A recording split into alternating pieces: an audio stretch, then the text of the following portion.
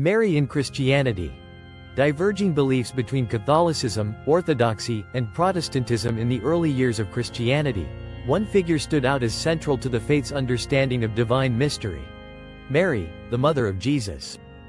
She was revered not only as the woman who gave birth to Christ but also as a model of faith, obedience, and grace. In the centuries following Jesus' death, Christians across the Roman Empire began to recognize her unique role in salvation history. They called her Theotokos, meaning, she who bore God made flesh, a title officially affirmed in 431 AD at the Council of Ephesus.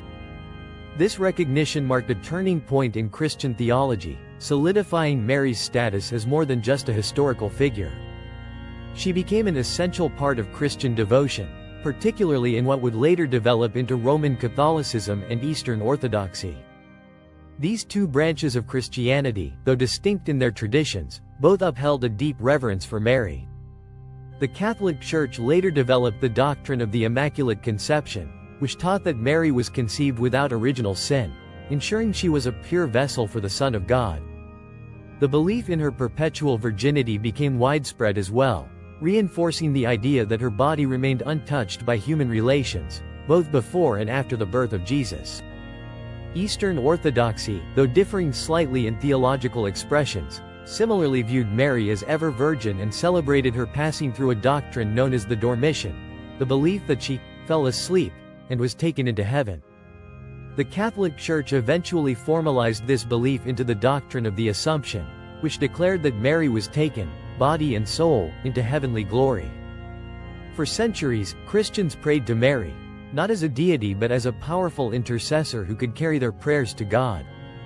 Statues, icons, and hymns dedicated to her became a central part of worship in Catholic and Orthodox traditions.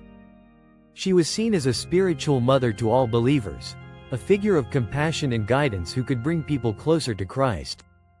Importantly, Catholics and Orthodox Christians do not worship Mary. Rather, they venerate her and ask for her intercession, always recognizing that she points directly to Jesus and is not on the same level as him. However, not all branches of Christianity embraced this view. With the rise of the Protestant Reformation in the 16th century, a radical shift occurred in how Christians understood both Mary and the practice of faith itself. Reformers like Martin Luther and John Calvin sought to return Christianity to what they believed were its biblical foundations. They rejected doctrines and traditions that lacked direct scriptural support, and among these was the Catholic veneration of Mary. Protestants argued that there was no clear biblical basis for the Immaculate Conception, the Assumption, or the belief that Mary remained a virgin after Jesus' birth. They pointed to passages that referred to Jesus' brothers and sisters, and took them as evidence that Mary had other children, rejecting the idea of her perpetual virginity.